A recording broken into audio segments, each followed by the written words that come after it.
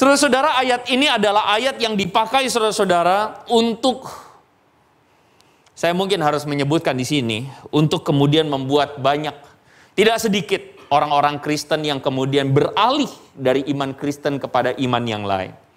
Jika yang namanya Tuhan, maka Tuhan itu harus maha tahu, betul? Maha tahu adalah salah satu atribut yang harus dimiliki oleh Tuhan. Itu tidak bisa dinegosiasikan. Sedangkan di dalam ayat tersebut kita menemukan bahwa Yesus tidak tahu kapan dia akan datang kembali. Maka konsekuensi logis dari dua premis ini, silogismenya adalah Yesus tidak maha tahu. Kalau Yesus tidak maha tahu, maka Yesus bukan Tuhan. Jadi, kalau begitu Yesus hanyalah manusia biasa. Saya tadi juga mendengar informasi bahwa ada seorang pemuka agama yang kondang, yang kemudian menceramahkan ayat ini saudara-saudara kepada seorang anak muda Kristen. Dan anak muda Kristen itu kebingungan menjawabnya. Dan akhirnya anak muda itu memutuskan untuk berpindah agama. Karena goncang dengan Yesus yang tidak maha tahu.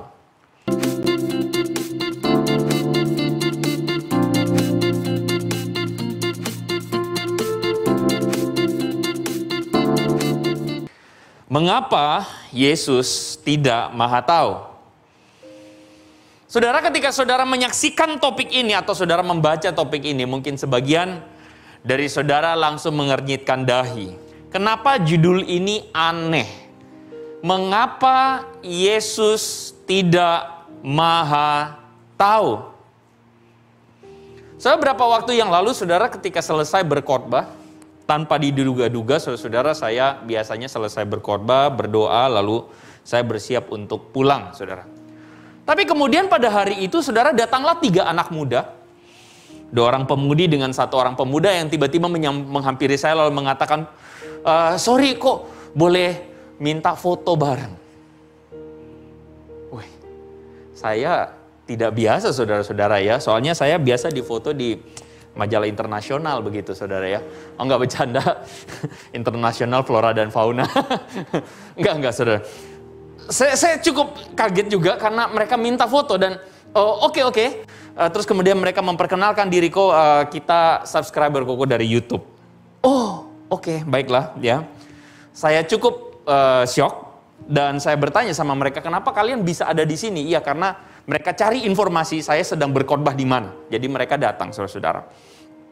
Selesai berfoto, saudara, lalu kemudian salah seorang di antaranya mengatakan, kok boleh minta waktu sebentar nggak? Saya mau nanya sesuatu. Seorang pemuda, lalu kemudian pemuda itu kemudian bertanya kepada saya tentang apa yang menjadi judul dari yang hari ini akan kita renungkan sama-sama. Mengapa Yesus tidak maha tahu, saudara-saudara? Saudara, firman Tuhan yang atau kalimat mengapa Yesus tidak maha tahu ini adalah sebuah kesimpulan yang diambil dari satu ayat. Satu ayat yang mungkin menggoncangkan banyak orang, saudara-saudara. Matius pasal 24 ayat 36. Kita akan sama-sama baca firman Tuhan ini. 1, 2, 3. Tetapi tentang hari dan saat itu tidak seorang pun yang tahu. Malaikat-malaikat di sorga tidak, dan anak pun tidak. Hanya Bapa sendiri. Saudara-saudara, ayat ini adalah ayat yang ditanyakan oleh sang pemuda tersebut kepada saya. Kenapa Yesus mengaku bahwa dia tidak tahu kapan dia akan datang kembali? Saudara-saudara, logika berpikirnya sederhana. Ini adalah sebuah permasalahan logis bukan? Di mana kita tahu bahwa jika yang namanya Tuhan, maka Tuhan itu harus maha tahu, betul? Kalau kita menyebut dia atau seorang pribadi itu Tuhan, maka kita menyebut Tuhan itu atributnya maha kuasa, maha tahu, apalagi saudara? Maha baik, apalagi? Semua yang maha, saudara-saudara. Semua yang maha. Maha tahu adalah salah satu atribut yang harus dimiliki oleh Tuhan. Itu tidak bisa dinegosiasikan. Sedangkan di dalam ayat tersebut kita menemukan bahwa Yesus tidak tahu kapan dia akan datang kembali. Maka konsekuensi logis dari dua premis ini, silogismenya adalah Yesus tidak maha tahu. Kalau Yesus tidak mau tahu, maka Yesus bukan Tuhan. Jadi, kalau begitu Yesus hanyalah manusia biasa. Amin. Syukur nggak ada amin. Kalau gitu kita selesai sampai di sini. Amin, saudara-saudara, tutup khotbahnya. Saudara-saudara, ayat ini adalah ayat yang dipakai saudara-saudara untuk, saya mungkin harus menyebutkan di sini, untuk kemudian membuat banyak, tidak sedikit orang-orang Kristen yang kemudian beralih dari iman Kristen kepada iman yang lain. Saya tadi juga mendengar informasi bahwa ada seorang pemuka agama yang kondang, yang kemudian menceramahkan ayat ini saudara-saudara kepada seorang anak muda Kristen. Dan anak muda Kristen itu kebingungan menjawabnya. Dan akhirnya anak muda itu memutuskan untuk berpindah agama karena goncang dengan Yesus yang tidak maha tahu. Dari kecil besar sebagai seorang Kristen, besar di sekolah minggu, ikut nyanyian Tuhan Yesus tidak berubah, tidak berubah, tidak berubah. Semakin besar, semakin dewasa, goncang saudara-saudara dengan ayat seperti ini. Oleh karena itu saudara, hari ini saya pikir, berapa waktu lalu saya dihubungi Muse untuk membahas tentang ini, dan saya pikir ya, tidak kebetulan. Karena saya pikir ayat ini relevan dan pantas untuk kita renungkan. Pertama, kepada kita tentu saja anak-anak muda. Saya lihat ada cukup banyak anak-anak muda di sini dan saya senang sekali kalau ketemu sama anak-anak muda. Karena apa?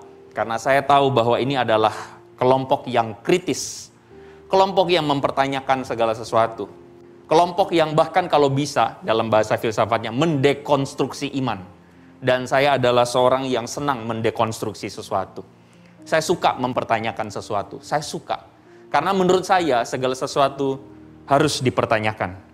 Karena jika seseorang mengerti dan memahami imannya dengan benar, maka orang itu akan teguh dan kuat. Betul nggak saudara-saudara? Karena kamu punya alasan untuk percaya. Karena kamu punya alasan untuk teguh di dalam Yesus. Kamu punya alasan. Kamu bukan asal percaya.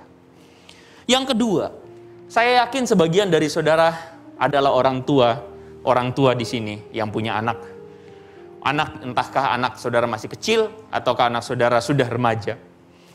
Akan ada tiba saatnya di mana anak Anda akan mempertanyakan ayat ini kepada Anda. Percayalah sama saya. Akan datang saatnya di mana ada rekan kerjamu di kantor atau di luar sana yang bertanya kepadamu, men-challenge kita tentang apa yang selama ini kita percaya tentang Yesus. Dan ini adalah salah satu ayat yang sering menjadi jurus mereka untuk membuat orang-orang Kristen yang tadinya beragama Kristen, yang hanya beragama Kristen, lalu kemudian berpindah, mengucapkan dua kalimat. Dua kalimat itu yang saya yakin saudara tahu maksud saya apa. Ya? Begitu saudara-saudara. Jadi hari ini kita akan sama-sama belajar. Saudara siap? Siap? Coba bilang sama kiri kanan, mari kita belajar. Ya, mari kita belajar firman ya. Oke saudara-saudara. Saudara, pertanyaan pertama kita adalah, kan implikasinya adalah kalau dari silogisme ini, implikasinya adalah apakah Yesus itu tidak maha tahu? Karena Yesus mengatakan bahwa dia tidak tahu kapan dia akan kembali. Apakah Yesus tidak maha tahu? Saudara, pertanyaan ini adalah pertanyaan yang paling pertama harus kita jawab. Apakah Yesus hanya manusia biasa yang tidak punya pengetahuan di luar atau melebihi manusia biasa? Yohanes pasal 4 ayat 17-18 ini adalah kisah perempuan Samaria, saudara-saudara. Waktu itu Yesus berjumpa dengan seorang perempuan Samaria di sumur Yakub. Singkat cerita, terjadi pembicaraan di antara mereka, lalu kemudian perempuan itu berkata, "Aku tidak punya suami." Lalu Yesus bilang begini, "Tepat katamu. Engkau tidak punya suami sebab engkau sudah punya 5 suami. Yang ada sekarang padamu bukanlah suamimu. Dalam hal ini engkau berkata benar." Saudara, pertanyaan saya adalah, bagaimana mungkin manusia biasa itu punya pengetahuan seperti Yesus? Saudara, Yesus bukan CIA, bukan juga punya agen mata-mata, begitu ya, bukan juga anggota Mossad yang punya mata-mata dikirim saudara untuk meneliti perempuan ini. Karena perempuan ini tidak disebutkan namanya, tetapi kemudian tahu-tahu berjumpa dengan Yesus. Yesus tidak ngehack, tidak meretas WhatsApp-nya dia. Yesus juga tidak mengirimkan drone untuk melihat perempuan ini tinggal di mana. Tetapi tahu-tahu aja Yesus tahu bahwa dia punya 5 suami dan yang saat ini tinggal bersama dia bukan suaminya.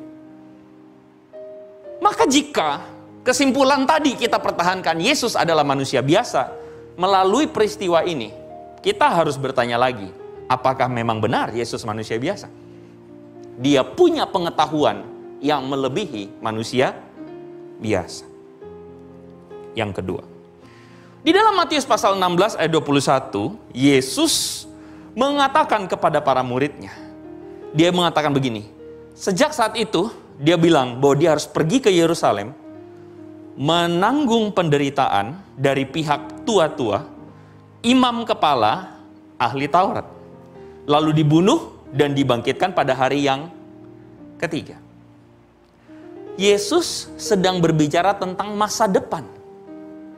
Bagaimana mungkin kalau Yesus manusia biasa, lalu kemudian Yesus berbicara tentang masa depan, tentang apa yang dia alami ketika dia masuk Yerusalem.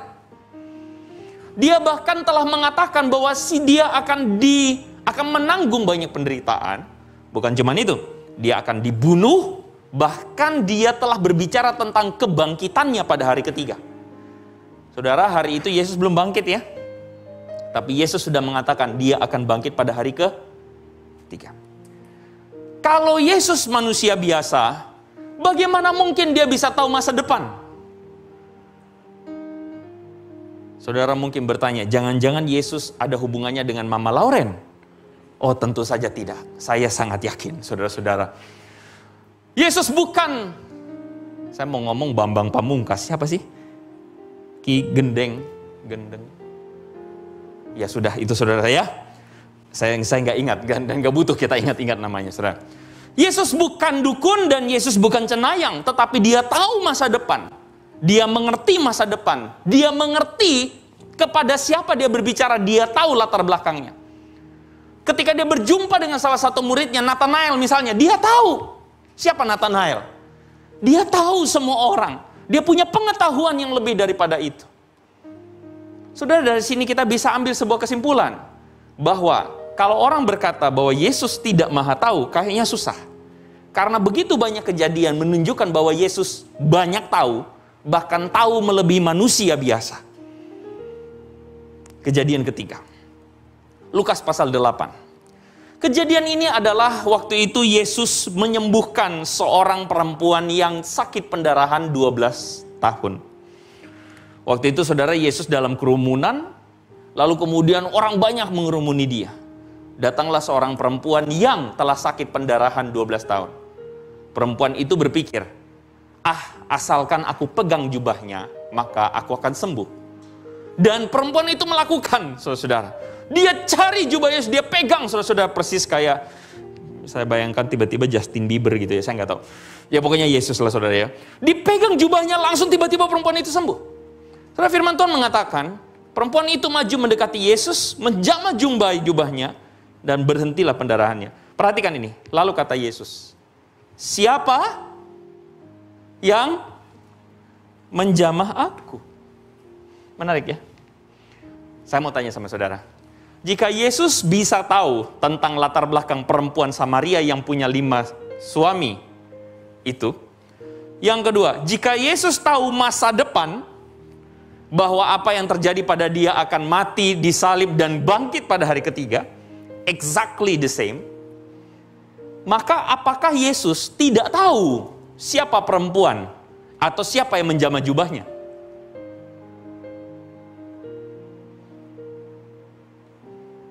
Amin, mari kita berdoa. Saya ulang pertanyaannya. Kalau Yesus tahu tentang perempuan yang tadi punya 5 suami, dan Yesus tahu tentang masa depan, bahwa apa yang akan terjadi pada dia, apakah Yesus tidak tahu siapa yang menjamah jubahnya? Tahu nggak? Tahu. 100% saya yakin dia tahu. Tapi pertanyaan saya, kenapa dia tanya? Kenapa, Pak? Menguji iman wanita itu. Ada maksud. Ada maksud untuk menguji iman itu. Makasih, Pak. Apa? Kenapa? Sekarang begini. Anggap saudara lepas semua pengetahuan yang tadi. Saudara baca ayat ini. Menurut saudara, Yesus tanya karena Yesus tahu atau tidak tahu? Iya, karena saudara udah yakin Yesus Tuhan, makanya saudara tahu dia tahu. Tapi saudara, pertanyaan ini seakan-akan mengumpamakan Yesus tidak tahu, bukan? Tapi kita tahu dengan jelas, kita yakin 100% bahwa Yesus tahu siapa yang menjamah jubahnya. Sehingga ketika Yesus bertanya, siapa yang menjamah jubahku atau menjamah aku? Sebenarnya kita memahami pertanyaan Yesus ini bukan pertanyaan karena memang Yesus tidak tahu. Tetapi dia sebenarnya sedang ingin berbicara kepada perempuan yang menjamah jubahnya itu.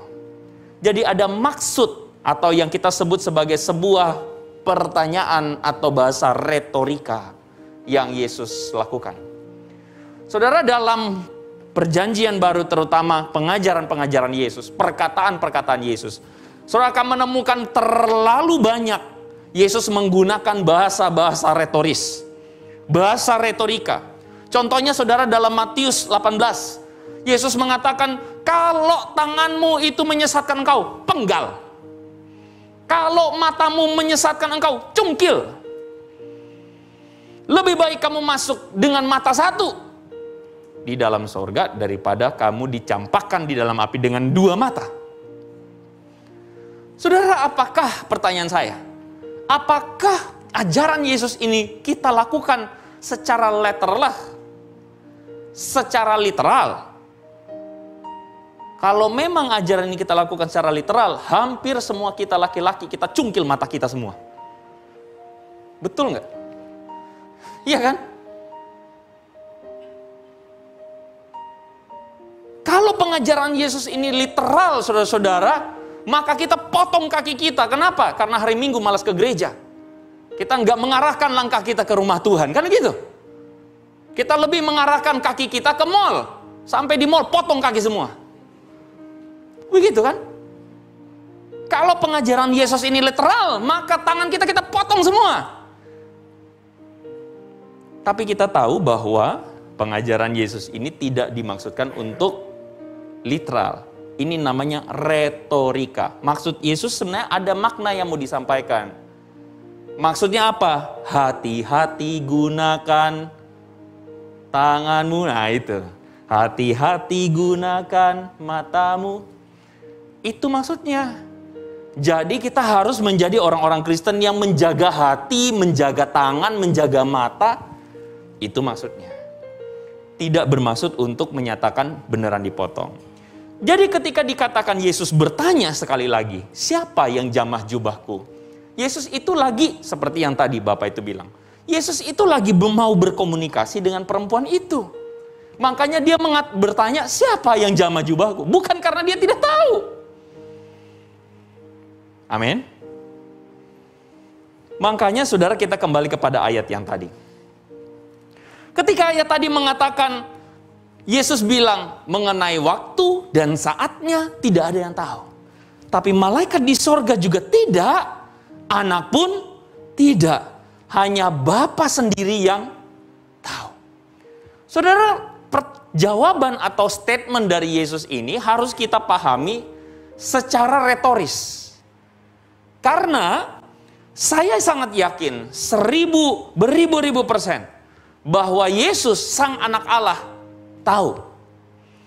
Begini saudara-saudara, beberapa penafsir, kalau saudara baca atau saudara cari maksud dari ayat ini, perkataan ini, banyak, tidak sedikit penafsir atau para scholar, ya, para sarjana Alkitab itu mengatakan bahwa Yesus ini mengatakan dalam hal kemanusiaannya.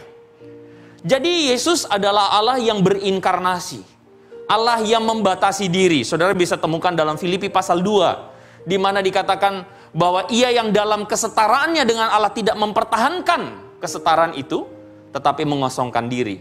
Istilah teologinya adalah kenosis. Mengosongkan diri. Betul-betul membatasi diri. Makanya Tuhan Yesus ketika berpuasa dia lapar. Ketika dia melayani dia lelah. Yesus mengalami kelemahan-kelemahan fisik. Makanya disebut Allah yang membatasi diri. Atau Allah yang mengosongkan diri. Nah, para sarjana atau para penafsir itu mengatakan ayat ini adalah Yesus sengaja membatasi pengetahuannya. Begitu ya penjelasannya. Menurut saya, bisa diterima penjelasan itu. Bisa diterima. Tetapi, saya lebih setuju jika Yesus sebenarnya dalam pengetahuannya itu tidak pernah terbatas. Karena banyak ayat Alkitab mengatakan kepada kita bahwa dia jauh melebihi manusia biasa dalam pengetahuannya. Betul ya? Seperti yang tadi, contoh-contoh Alkitab yang tadi saya contohkan, saudara. Dia tahu tentang apa yang akan terjadi pada dia. Dia tahu tentang masa depan. Dia tahu ketika dia berinteraksi dengan orang, dia tahu orang ini siapa. Dia tahu maksud hati mereka. Dengan para ahli Taurat, dia tahu ahli Taurat ini mau mencobai dia. Dia menunjukkan bahwa pengetahuannya itu tidak dibatasi, tidak terbatas. Saudara bisa paham maksud saya? Jadi penafsir Alkitab tadi yang mengatakan, oh Yesus membatasi pengetahuannya dan sebagainya. Oke lah, kalau saya tidak, atau saya lebih percaya bahwa Yesus tidak membatasi dirinya. Dalam hal pengetahuan, dalam hal kemahakuasaan, dalam hal fisik sebagai manusia, iya. Begitu maksudnya. Saudara, kita bisa memahami. Jadi kalau begitu pertanyaannya, apa maksud ketika Yesus mengatakan anak pun tidak? Jadi maksudnya apa, Pak? Apa maksudnya ketika Yesus mengatakan anak tidak tahu kapan dia akan datang? Maksudnya apa? Kita bisa memahami berdasarkan dua konteks pertanyaan Yesus atau perkataan Yesus.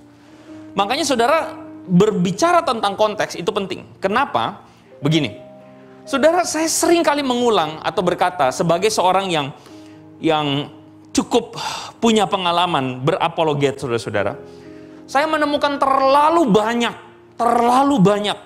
pertanyaan-pertanyaan yang diseluarkan, saudara, ditembakkan kepada orang-orang Kristen, terutama kepada kami para apologet.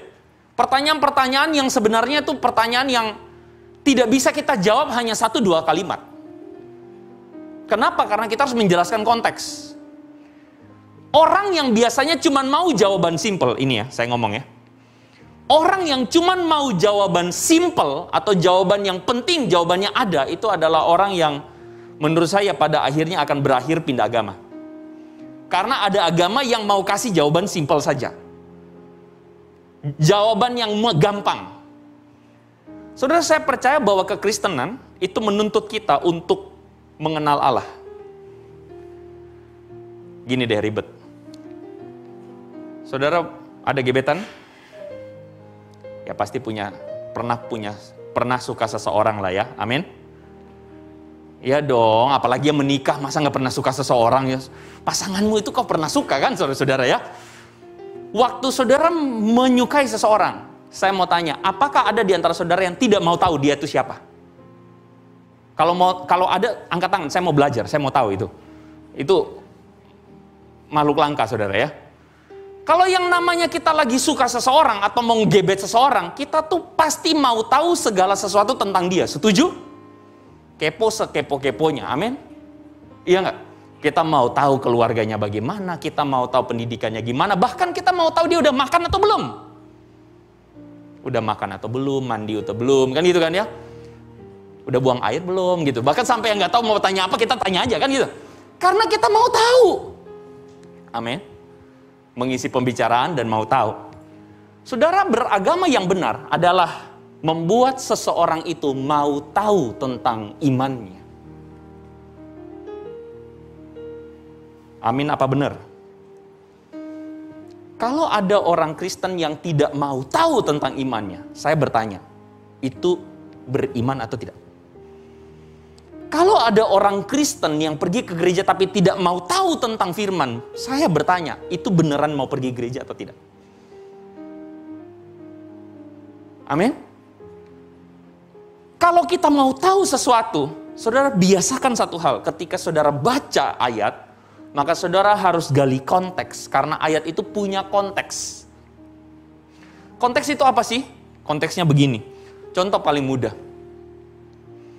Saya lihat ada beberapa anak-anak muda di tempat ini. Cebong dan kampret. Nah, saya lihat ada mata-mata yang bingung. Apa itu cebong, apa itu kampret? Biasanya yang tahu ini adalah yang sudah cukup berumur. Pasti ada senyum, nyengir. Kenapa? Karena saudara yang lebih dewasa, saudara cukup tahu apa itu cebong, apa itu kampret. Kampret adalah? Apa saudara? Kelelawar. Kan gitu kan ya? Cebong adalah? Ya itu, awal mulanya kodok, kan gitu kan ya.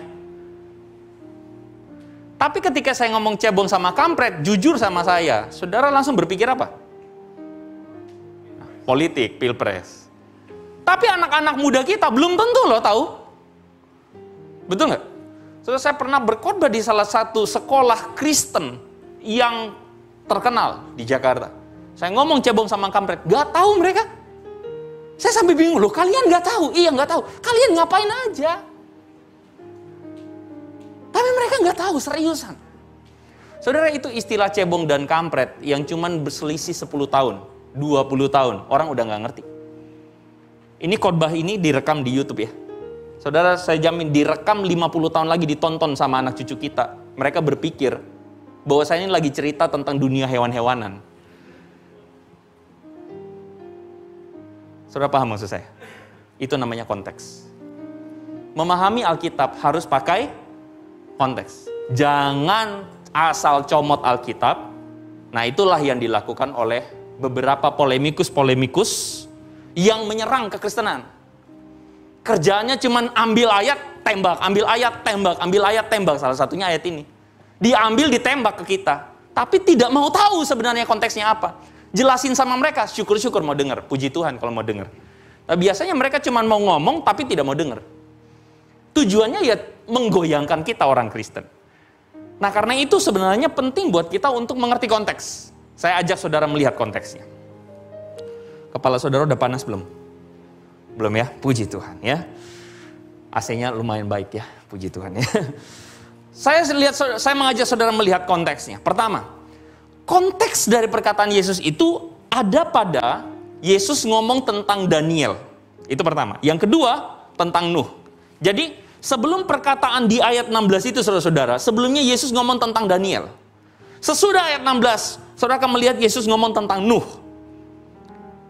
Kita punya asumsi bahwa mereka, para pendengar, murid-murid, itu paham dengan maksud Yesus. Kita lihat yang pertama. Ketika Yesus mengatakan, firman Tuhan mengatakan, datanglah murid-muridnya kepada Yesus, lalu ngomongnya apa? Katakan pada kami, bila manakah akan terjadi dan apakah tanda kedatanganmu dan tanda kesudahan dunia? Itu kata murid-murid. Kapan itu akan terjadi? Kapan engkau akan datang lagi? Kira-kira begitu. Lalu Yesus bilang, apabila kamu melihat pembinasa keji berdiri di tempat kudus, menurut firman yang disampaikan Nabi Daniel. Nah ini menarik. Jadi Yesus ngomong tentang Daniel. Kenapa Yesus ngomong tentang Daniel? Nah ini sekaligus saya akan ngomong. Saudara, Daniel atau Daniel yang kita baca di dalam kitab Daniel di Perjanjian Lama, saudara akan menemukan bahwa Daniel ini adalah seorang nabi yang menyampaikan atau mendapatkan pesan penglihatan dari Tuhan itu pada zaman di mana orang Israel sedang dibuang di tanah Babel. Jadi konteksnya adalah waktu itu orang Israel sedang ada dalam pembuangan, sedang ada dalam penderitaan. Saudara tahu orang Israel itu bangganya luar biasa sama bait Allah. Yang kedua, orang Israel itu bangganya luar biasa sama tanah mereka. Yang ketiga, bangganya luar biasa karena mereka keturunan Abraham. Jadi mereka merasa bahwa mereka tuh bangsa spesial, bangsa terpilih, dan mereka akan sangat terguncang sekali kalau mereka itu jadi bangsa, atau kalau mereka itu jadi orang buangan, orang budak. Mereka terguncang luar biasa karena mereka kehilangan tanah Yerusalem, tanah Israel. Mereka terguncang luar biasa karena bait Allah hancur. Jadi orang Israel tuh kayak gak punya identitas begitu loh saudara. Nah di tengah-tengah masa seperti itu, mereka mengalami penderitaan penganiayaan, maksudnya mengalami masa-masa krisis iman, lalu mereka bertanya, Tuhan sampai kapan ini terjadi? Lalu Tuhan kasih penglihatan lewat Daniel. Penglihatannya apa? Penglihatan tentang 4 binatang. Saudara bisa menemukan ini setelah nanti saudara pulang, saudara baca Daniel pasal yang ke-7. Ya. Di situ dikatakan bahwa muncul binatang yang begitu mengerikan, menghancurkan segala sesuatu, mengalahkan, merusak segala sesuatu. Binatang pertama adalah singa, kedua adalah beruang, ketiga macan tutul, yang keempat gak dikasih tahu rupanya apa, menakutkan pokoknya. Dikasih tahu naga di situ ya modelnya ya, itu ilustrasi. Saudara, binatang ini 4 ini apa sih sebenarnya? Nah, kalau saudara lihat sebenarnya binatang-binatang ini mewakili kerajaan-kerajaan yang berkuasa atas Israel. Yang pertama, kerajaan Babel. Yang kedua, kerajaan Persia. Yang ketiga, kerajaan Yunani. Alexander the Great. Kalau saudara pernah dengar kisahnya, seorang pemimpin perang yang luar biasa. Di usia 30 tahun saudara-saudara, dia mengalahkan atau dia menghabisi seluruh kerajaan dari Yunani sampai ke India. Makanya dinamakan macan tutul. Dengan apa? Dengan 4 sayap. Macan tutul cepat pakai 4 sayap pula. Hebat, mesin ganda, mesin turbo saudara-saudara ya. Lalu binatang terakhir apa? Nggak jelas binatang apa, pokoknya menakutkan. Itu Romawi. Jadi, Tuhan lagi menyampaikan apa buat Daniel? Tuhan lagi bilang, ini belum selesai. Setelah ini muncul lagi satu kerajaan yang lain. Setelah ini akan muncul lagi dan muncul lagi. Bangsa Israel kayak pingpong sendiri. Di pingpong sana sini jadi piala bergilir kemana-mana. Tapi setelah semuanya itu terjadi, binatang-binatang yang ganas, binatang-binatang yang jahat ini, maka akan muncul satu pribadi. Nah ini menarik. Kalau saudara baca Daniel pasal 7, muncul sebuah pribadi yang rupanya seperti anak manusia. Tadi binatang-binatang semua ya. Lalu muncul setelah binatangnya semua kalah, muncul pribadi yang terakhir, anak manusia. Firman Tuhan mengatakan tentang anak manusia ini bahwa diberikan kepadanya, anak manusia ini, kekuasaan dan kemuliaan sebagai raja. Maka orang dari segala bangsa, suku bangsa mengabdi kepadanya. Kekuasaannya adalah kekal, tidak lenyap, dan kerajaannya tidak akan musnah. Saudara, ini disebut sebagai anak manusia yang ilahi. Makanya saudara-saudara ketika dikatakan di dalam bagian Alkitab, saudara cari bahwa Yesus tidak pernah menyebut dirinya sebagai Tuhan memang. Yesus tidak pernah menyebut dirinya Allah, tetapi dia menyebut dirinya sebagai anak manusia. Anak manusia ini mengarah kepada apa? Ini saudara-saudara, Daniel pasal yang ke-7. Ini adalah sebuah nubuatan yang terjadi 500 tahun sebelum Yesus. Dan orang-orang pada waktu itu tahu betul bahwa anak manusia ini adalah Mesias yang dinanti. Dan Yesus selalu menyebut dirinya sebagai anak manusia. Makanya kalau saudara lihat ya di internet atau di YouTube, banyak orang kemudian menyindir orang Kristen. Tuh, Yesus menyebut dirinya manusia kok. Buktinya dia menyebut dirinya anak manusia. Yesus tidak pernah menyebut, aku ini Tuhan, sembahlah aku. Tidak. Nah, orang yang seperti itu mengira bahwa Yesus mengakui dirinya manusia. Orang seperti itu tidak tahu konteks. Dan saya yakin sebagian dari saudara berkata, saya juga baru tahu Pak, puji Tuhan. Puji Tuhan. Kenapa? Saya juga baru tahu setelah saya lulus saat saudara-saudara. Kaget ya? Kenapa? Karena yang ini yang namanya belajar terus saudara-saudara. Saya paham bahwa belum tentu juga kita dibesarkan dalam kultur untuk benar-benar pelajari konteks baik-baik. Kita seringkali ada dalam sebuah perenungan-perenungan firman Tuhan yang sifatnya masih ada di permukaan. Bukannya buruk, baik. Tetapi kita punya satu tanggung jawab untuk apa? Satu tanggung jawab untuk belajar firman. Makanya kalau saudara lihat tadi ayat petunjuk hidup baru dari 1 Petrus pasal yang ketiga ayat 15, saudara-saudara, di situ ayat itu mengatakan siap sedialah untuk apa? Memberikan pertanggungjawaban. Untuk apa? Atas segala apa yang kita percayai. Iman kita, pengharapan kita. Dan saya tahu pertanggungjawaban itu bukan begini, saudara. Mah, ini maksudnya apa, Pak? Maksudnya apa? Oh, nggak tahu, tanya Musa di gereja. Bukan begitu. Kebanyakan kita, saudara-saudara, kepengen jalan pintas. Padahal setidaknya harus ada alasan kenapa kita percaya kepada Tuhan. Ada alasan minimal, saudara, kenapa engkau percaya pada Yesus. Dan saya ingin mengajak saudara-saudara untuk, yuk, sama-sama kita belajar, bertumbuh. Sama-sama kita bertumbuh, amin. Jadi dalam Daniel pasal 7 ini, saudara-saudara, dikatakan anak manusia yang ilahi itulah yang digunakan oleh Yesus. Jadi ketika Yesus mengatakannya, malaikat-malaikat di sorga, itu tidak. Malaikat juga tahu. Oh bukan. Malaikat di sorga tidak tahu. Dan anak pun tidak, hanya Bapa sendiri. Maksud Yesus apa sih? Pertama, Yesus menggunakan pemikiran orang-orang waktu itu tentang Daniel itu. Bahwa ada anak manusia dan anak manusia itulah yang menerima kuasa dari sang lanjut usia. Kalau saudara baca di Daniel pasal 7 itu. Yaitu siapa? Bapa.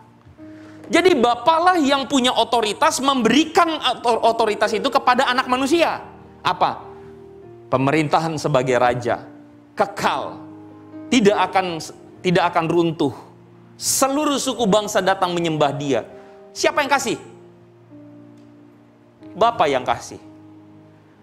Jadi ketika Yesus mengatakan anak pun tidak tahu, hanya Bapa, bukan berarti Yesus tidak tahu. Tapi Yesus lagi ngomong apa? Bahwa yang punya otoritas adalah Bapa. Bukan berarti saya nggak punya otoritas, tapi yang punya otoritas itu memang Bapa. Anak yang nggak ada urusan karena saya yang menerima. Saudara paham maksudnya? Pak, berarti Yesus lebih rendah dari Bapa. Gini aja saya jawabnya. Hai istri-istri yang terkasih di dalam Tuhan, siapakah dari antara Anda yang memegang penuh kuasa uang rumah tangga? Suami kerja semuanya kasih ke istri. Amin? Oh pasti tidak. Tapi ada sebagian yang kayak begitu. Betul ya? Berbahagialah engkau ya, hai perempuan Sion. Ibu saya begitu. Ayah saya kalau habis kerja pulang, dia dapat amplop, dia langsung kasih istrinya. Plok, plok, plok, plok, plok. Dia nggak pernah pegang duitnya. Nanti besok paginya baru dia minta 200 ribu dong mau beli ini. Minta ini. Saya jadi mikir siapa yang cari duit, siapa yang minta ya. Tapi menurut saya cara seperti itu bagus juga begitu. Karena apa? Karena dia mempercayakan otoritas kepada istrinya untuk pegang uang. Kalau dia mau bayar sesuatu atau dia ambil besi atau ambil pipa, dia mau bayar, baru dia minta istrinya, bayarin, begini. Tapi dia nggak pegang duit, saudara. Lah pertanyaan saya, apakah kalau begitu ayah saya tidak punya kuasa atas uangnya? Punya kuasa atau enggak? Punya. Nggak punya kuasa? Ya nggak juga, gitu loh. Saudara paham maksud saya? Jadi ini yang lagi ngomong tentang peran. Ini lagi berbicara tentang peran masing-masing. Bukan berarti ayah saya di bawah kuasa ibu saya, bukan. Bukan sama sekali. Tetapi memang ayah saya membuatnya demikian. Dan saya bisa menerimanya. Sama halnya dengan orang Yahudi pada waktu itu ketika Yesus bilang, anak pun tidak tahu, Bapa yang tahu. Orang Yahudi juga para murid Yesus juga nggak peduli. Kenapa? Karena mereka tahu bahwa di dalam Daniel pasal 7, sang lanjut usia itulah yang memberikan kuasa kepada sang anak manusia. Dan Yesuslah sang anak manusia itu. Jadi kalau hari ini orang bertanya, loh Yesus tidak maha kuasa dong, tidak maha tahu dong. Ini pertanyaan salah alamat. Saudara-saudara. Karena orang-orang pada waktu itu tidak memikirkan bahwa Yesus tidak maha tahu. Sehingga saudara-saudara, implikasi dari apa yang kita pahami hari ini saudara-saudara, ketika kita berbicara tentang Yesus sang anak manusia ini, dia lagi sedang berbicara tentang bahwa dialah pribadi sang pribadi ilahi itu. Dialah yang menerima kuasa itu. Dan dialah yang kemudian disembah oleh seluruh murid-murid. Dan kita mesti ingat satu hal paling terakhir saudara-saudara. Satu hal paling terakhir, apa yang mengakibatkan para murid itu berubah sungguh-sungguh untuk mengikut Yesus. Saudara, jangan lupa satu fakta bahwa ketika Yesus sebelum disalibkan, para murid itu tercerai-berai, betul nggak? Jangan lupa satu fakta bahwa ketika Yesus itu ditangkap, para murid itu kabur. Jangan lupa satu fakta bahwa sampai pada akhirnya ketika Yesus itu bangkit, para murid masih syok. Kenapa? Karena mereka tidak menyangka bahwa Yesus akan mati di kayu salib. Pikiran mereka simpel, oh Yesus ini anak manusia yang di Daniel itu. Makanya mereka tanya, kapan Tuhan engkau memulihkan kerajaan Israel? Betul? Karena pikiran mereka adalah mereka akan menang dari penjajahan bersama Yesus. Tetapi ternyata misi Yesus bukan menang dalam hal otot, tetapi menang dalam hal jiwa. Dan itulah yang mengubahkan para murid sehingga mereka berani untuk menjadi murid Yesus, memberitakan Injil kemana-mana. Saya selalu pakai istilah begini. Perhatikan ini saudara. Menjadi Kristen itu memalukan. Saudara lihat di salib Yesus di atas dipaku di tulisan apa? INRI. Apa INRI? Inilah raja orang Yahudi. Ya masuk juga sih. Tapi sebenarnya tulisan inskripsinya apa? Tulisan inskripsinya adalah Yesus Nazareus Rex Yudea. Yesus orang Nazaret, raja orang Yudea. Itu hinaan, itu olok-olok. Ini loh Yesus orang Nazaret, katanya raja orang Yahudi, raja orang Yudea. Menjadi Kristen tuh hina, saudara-saudara. Kenapa? Mereka orang-orang Kristen mengikut seseorang yang mati di kayu salib. Bahkan dalam sebuah grafir, saudara-saudara, salah satu grafir yang paling tua di dinding, itu ada sebuah hinaan kepada seorang yang digambarkan menyembah Tuhan. Tuhannya siapa? Disalib, kepalanya keledai. Karena bagi mereka menyembah Yesus itu olok-olok, bodoh, tahu nggak? Dan murid-murid pun merasa takut. Kenapa kita menyembah Yesus yang begini? Tetapi ketika Yesus bangkit, kemarin kita baru rayakan ya, bangkit dan naik ke sorga. Mereka melihat Yesus yang naik ke awan-awan. Kenaikan Yesus. Saudara ingat tadi Daniel pasal 7, anak manusia datang di tengah awan-awan. Jadi Yesus naik itu apa artinya? Penggenapan Daniel pasal 7 itu saudara-saudara. Akhirnya para murid apa? Para murid dengan sangat yakin, wah kita benar-benar menyembah Tuhan yang benar. Makanya mereka dengan berani keluar memberitakan tentang Yesus. Saudara, saya mau tanya sama saudara-saudara. Berapa lama saudara telah menjadi Kristen? Saudara mungkin menjadi Kristen sejak lahir. Sebagian saudara menjadi Kristen mungkin setelah menikah jadi Kristen. Atau saudara jadi Kristen waktu apa? Terserah saudara. Saya mau tanya, apakah dalam kekristenanmu sampai hari ini ada rasa passion, rasa semangat, ada sebuah rasa gairah untuk memiliki atau menghidupi hidup sebagai seorang Kristen? Apakah ada alasan bagimu untuk apa? Menemukan arti dan makna menjadi seorang Kristen itu. Saudara, saya kembali bertanya pada saudara. Sudah berapa lama kita menjadi Kristen? Seberapa engkau punya alasan dan passion untuk betul-betul Tuhan, aku mau menjadi pengikutmu. Aku mau sungguh-sungguh ikut Tuhan. Aku mau belajar firman. Mungkin selama ini kita nyaman karena melalui mimbar ini kita dikasih makan yang gampang, saudara-saudara. Kita nggak usah cari firman sendiri, karena apa? Kita selalu dapat dengan mudah. Kita jarang punya waktu untuk betul-betul belajar firman. Sampai kejadian, kalau saudara baca dalam konteks tadi, Yesus ngomong di dalam Matius pasal 24 tadi. Yesus lagi berbicara salah satunya tentang masalah apa? Tentang masalah penyesatan. Yesus mengatakan bahwa nanti akan ada Mesias-Mesias palsu. Akan datang orang-orang yang mengaku Mesias dan sebagainya. Dan penyesatan itu terjadi pada orang-orang yang tidak belajar firman. Simple. Penyesatan itu terjadi pada orang-orang yang hanya sekadar memegang status Kristen tanpa sungguh-sungguh mau mengenal Tuhan. Penyesatan itu hanya terjadi pada orang-orang yang bagi saya tahu, meskipun KTP-nya Kristen, lahir dari keluarga Kristen, tapi bisa dan mudah sekali tersesat karena tidak pernah mau belajar firman. Oleh karena itu saudara, hari ini firman Tuhan sebenarnya meskipun dari tadi awal sampai akhir, saya yakin saudara agak pusing saudara. Sebagian saudara tidak terbiasa. Saya tahu. Tapi pesan saya cuma satu deh kalau begitu. Saudara, mari kita belajar firman Tuhan dengan sungguh-sungguh. Mari kita belajar firman Tuhan dengan baik. Mari kita belajar firman Tuhan dengan kesungguhan.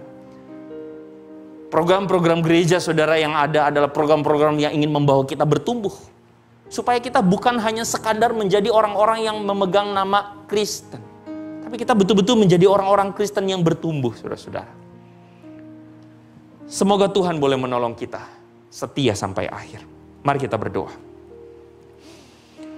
Bapa di sorga, kami bersyukur Tuhan untuk firman-Mu yang boleh kami renungkan. Bersyukur kepadamu Bapa untuk kesempatan kami belajar untuk mengenal dan berjumpa dengan Engkau lebih dan lebih lagi. Tuhan, dengan segala yang telah hamba-Mu sampaikan ini, keterbatasan hamba-Mu ini, Tuhan tolong berbicaralah kepada setiap kami anak-anak-Mu supaya kami semakin mengasihi Engkau. Terima kasih sekali lagi, biar hidup kami diubahkan, hati kami tergugah untuk semakin bertumbuh di dalam Tuhan. Di dalam nama Yesus kami berdoa, yang percaya sama-sama katakan amin. Tuhan berkati saudara.